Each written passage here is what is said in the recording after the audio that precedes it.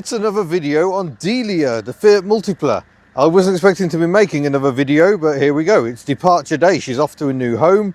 Owners had trouble trying to get transport, so I thought, sod it, I'll just drive her myself. Which will be interesting for reasons you will soon find out. If you're not aware of what this car is and what it's about, go and check out previous videos on the Multipla. I test drove a Multipla and then decided I had to have one. For some reason decided this was the best one to buy. I think it was the only one for sale on that particular day, but I still chose badly for various reasons. You can hear it's a bit tensiony, things aren't great. We've been defrosting it, it's been very cold this morning. The interior as luminous as ever. And I think I will miss the chrome pink. I've grown to actually like it. We've got a slight issue with the door this morning, but sometimes shuts and sometimes doesn't. That's a new development. But hopefully... Oh, he says, oh, there we go. Hopefully we'll be okay taking this car to its new owner down in South Wales. It's about 74 miles we've got to cover today. Yeah, the interesting bit is no clutch, or sort of a clutch. It sometimes works and quite often doesn't. This is why it is called Delia, Delia Smith. It's all linked to some absolutely terrible TV program that did happen once, but I'll get you strapped up and we'll head off. Right then, let's see what it takes to actually drive this car. The problem is the clutch is quite hopeless, but let's see if we can get a gear. No, it's trying.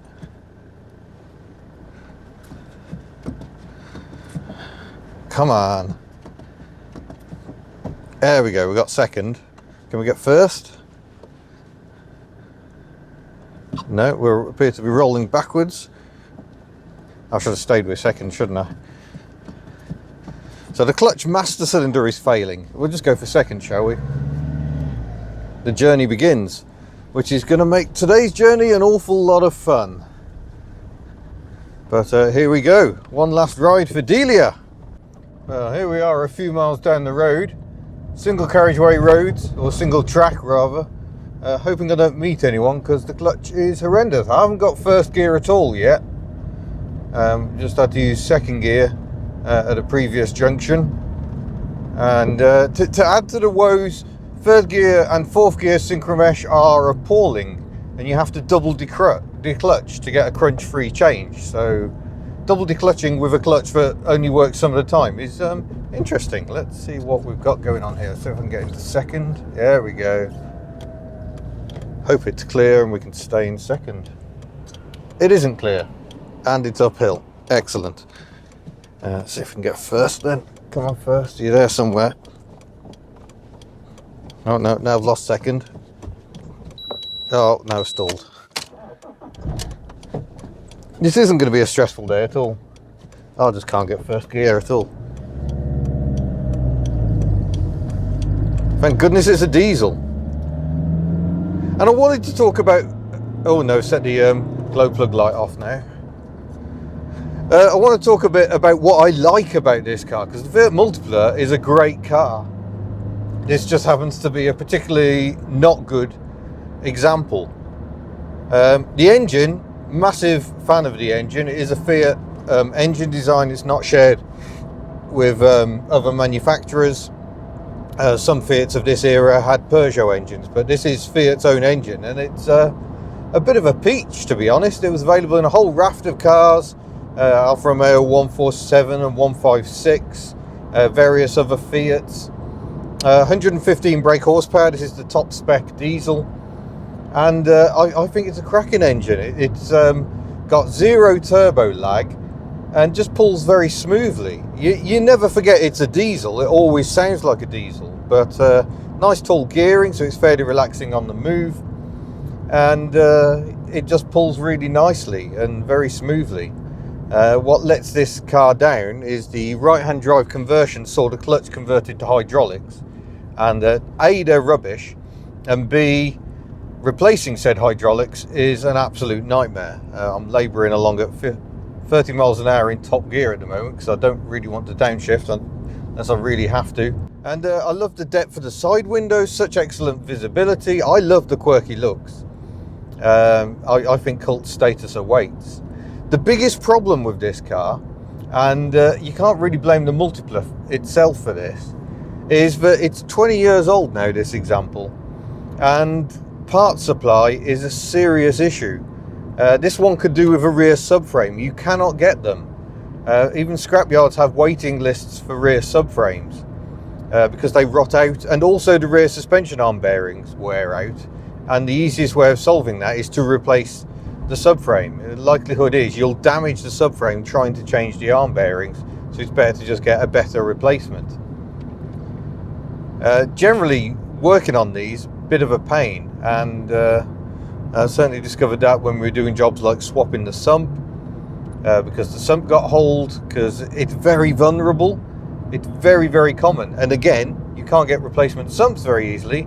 I had to pay over £100 delivered because there's a huge market for them. There's no aftermarket support, and I sadly feel that we're going to lose all the Multiplas before anyone thinks, oh well, maybe the aftermarket needs to step in and get some of these parts remade. And it's an absolute shame, because they're great cars, but I personally feel they are starting to step out of being realistic as daily transport. You know, 2CV, oh hello, ice warning is what that is. So we'll go for an overtake, that seems the thing to do. If you've got an ice warning, is to drive faster. That kicks in because the temperature just dropped, just temporarily there, below 3 degrees. It's cropped up back again to 3 already. I do know this road has been treated, but yeah, even so, we will pay a little attention. A really nice wiping performance, covers a huge amount of the screen, good overlap, no triangle of doom, so it's all good in that respect. The rear wiper on this example is tainted by being Peter Crouch the footballer. Not a phrase I thought I would ever say, and it doesn't work very well. But excellent mirrors, very van-like mirrors with a split for a little blind spot section at the bottom, and yeah, it really is a joy to drive actually, this car. As long as you don't have to change gear. They never did an automatic, more's the pity. And they also never put the 5-cylinder petrol in, or diesel, from the factory, but I believe you could do that if you so wished. But that's a project car. I don't want a project car. I want a reliable daily driver, and sadly the Fiat proved not to be it. We used it on one trip. We went down to Devon for the Hubnut social at the refuel meet, and it was great for that. We filled it with family and dogs and merchandise, and it all fitted in because it's a remarkably practical car, despite being just 4 meters long, which is shorter than most average family hatchbacks. We haven't got the middle seat fitted, that's in the back, but obviously the Multipla is best known for being a 6-seater of 2 rows of 3. So we never got to try out that format because I never got to fit this middle seat. It's actually been unbolted. But it works equally well as a 5-seater, to be honest, because you can easily walk through to the back. It's just really practical. But yeah, well thought out in many ways, although one of the problems is the heater controls are hidden behind the gear lever. Did they not think about that? Did they only look at this dashboard design while it was in neutral? So I think the Multipla has wrongly attracted an awful lot of flack. Lazy journalists will continue to put these on lists of the ugliest cars ever made or worst car ever made, and wrongly so. Fiat were trying to be different, they were trying to be bold. I think they deserve more applause. They certainly deserve more success. But yeah, just driving along like this, absolutely fine vehicle. I don't like the right hand handbrake very much because there's not much space down the side of the seat to actually get to it, but in the big scheme of things that's not too bad. At least it isn't an electronic handbrake. I hate those things with a passion. Sorry, I just missed that. I should have been recording. That's the first time we've had to stop in a while, and the clutch was nowhere. Oh, and it's gone again. Oh, come on. Oh, there we go. Oh, I hope we don't encounter traffic on this trip. Oh no. Fourth will do. Yeah, this is going to be stressful. because it's not consistent. You don't know what you're going to get. I'm approaching junctions, pumping the pedal, keeping an eye on the rev counter to see if the revs actually drop away as the clutch disengages. And I had to pump the pedal about 10 times on the approach to that junction before I could do a downshift from 5th to 3rd. So yeah, today's not without its challenges. Jonah was offering to come and drive it back himself, but I thought it's probably easier for me to drive it because I've already done quite a journey. When we did that trip to Devon, on the way back the clutch was just getting worse and worse, and between junctions on the motorways but also around here, the clutch would gradually lose its pressure, so you'd get to a junction and find the clutch isn't there. So we'll do it again. Oh no, I can see the revs dropping. Oh, I can't get 4th, let's try 3rd. Oh no, that's 2nd, that'll do. All the while trying to keep an eye on other road users as well. So yeah, there's not too much more of this, and then we're on to the A48, I think it is, in Carmarthen. And I don't have to worry about changing gear. I just hope there won't be any traffic. If we can get all the way along the M4 to the other side of Wales without having to change gear, I will be a very happy man. Now, some things you should note: it is possible to drive a car without a clutch. I don't think it's very good for the gearbox, and it certainly isn't very good for the gearbox when 3rd and 4th gear synchromesh are already knackered. You can do clutchless gear changes, and you can actually start the car in gear. Just keep your foot in and it should pull away. So if you turn the engine off, put it into 1st and start the engine, stamp on the throttle, it's not a very controlled getaway, but it is a getaway, and that's a skill that has saved me a few times. Even in Ellie the 2CV, her clutch cable went snapped. I was able to drive her across Birmingham to a 2CV specialist to change the cable. Is it going to be clear? Anyone coming the other way? Can I stay in 4th? I think I can stay in 4th. No one coming. We can commit. There we go. Because the handling is really quite good, as you'd expect. This is the same platform, albeit slightly wider, as the Fiat Bravo Brava. Fiat Coupe has the same platform, which is why you can put the Fiat Coupe engine in one of these. So, and the Alfa Romeo 156, another fine handling car. All got little tweaks to improve them in certain areas, but all basically a very sound platform. You know, pretty good ride, excellent handling. Let's try a clutchless change into 5th. Let the revs drop, build the revs up. There we go. Clutchless gear change into 5th. You kind of hold it against the gear and move the revs around until you hit the sweet spot where all the cogs are in the right orientation, in the right place, and then you can do a successful clutchless gear change. Coming back down a little more tricky, you have to raise the revs more, and like I say, the lack of synchromesh on this particular car makes that more challenging. I could probably do with being in 4th now. Let's give it a go. Oh no, I can't even get out of 5th. There we go, crunch into 4th, bit more control through the bends. Again, it's looking quite cold, it's down to 1 degree according to the in-car display now. Very heavy frost here, so we move away from the coast. I'm not getting the clutch at all. Oh, that's gone bad, so we'll knock her into neutral.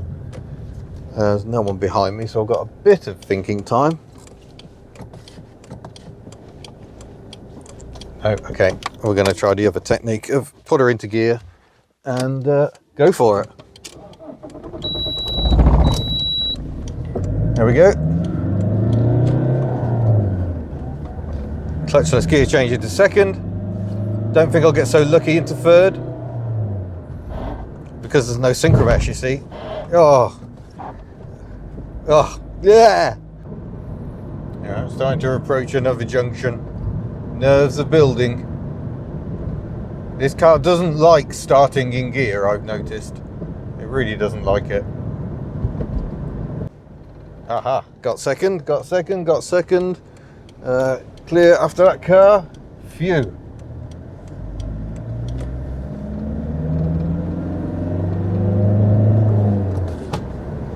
Remarkably, that might be us done with junctions now. We'll see. Try clutchless change. There we go.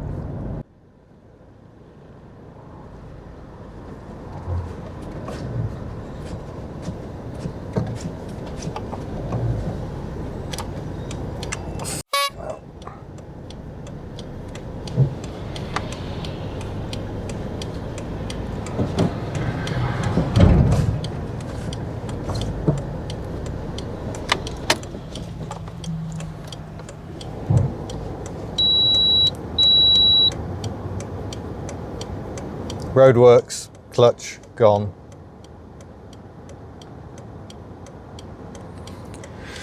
We'll give it a go then, shall we? Where did all this traffic come from?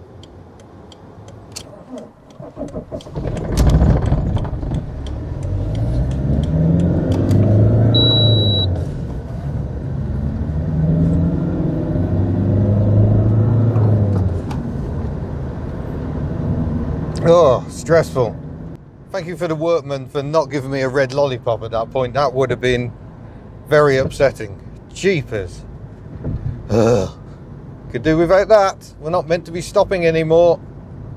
We've reached Carmarthen. Clear onto the first roundabout. That's good. Can we outrun a car? They're quite sprightly. We're in 4th gear.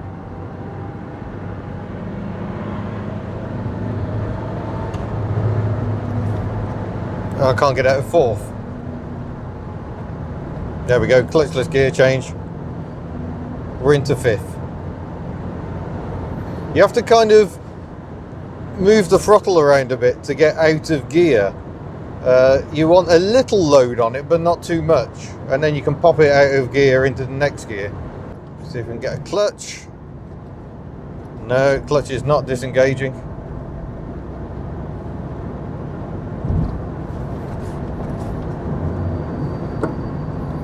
I'm going to try and get 3rd on the fly. There it is. Oh, please. Thank you, Yaris, for actually going left. It smells burning rubber because that truck's got a drag axle or an axle that hasn't got enough load on it. So when he brakes, he's dragging the tyre. Oh, that stinks.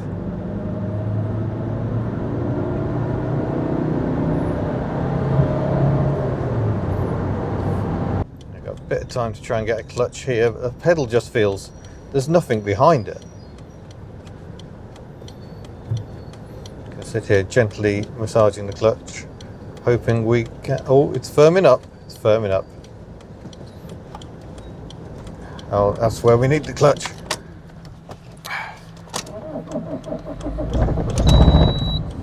Oh, it doesn't like that. Clutchless into 2nd.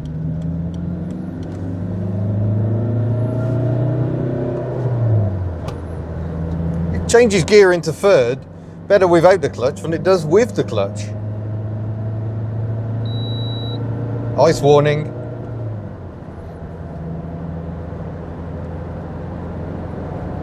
Feels very weird changing gear without a clutch.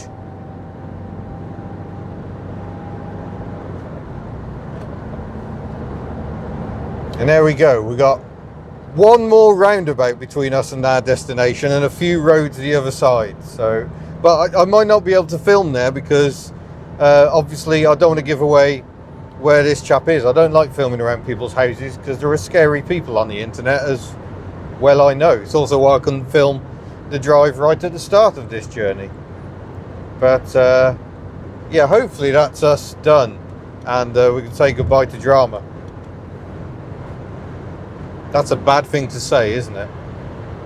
No, there's 2 roundabouts. This is Llanelli, fairly close to Pembrey racing circuit around these parts.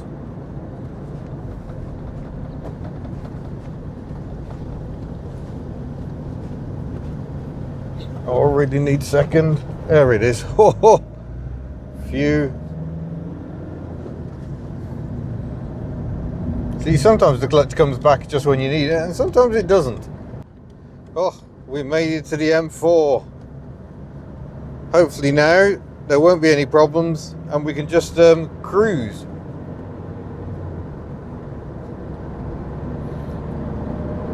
And it does cruise well.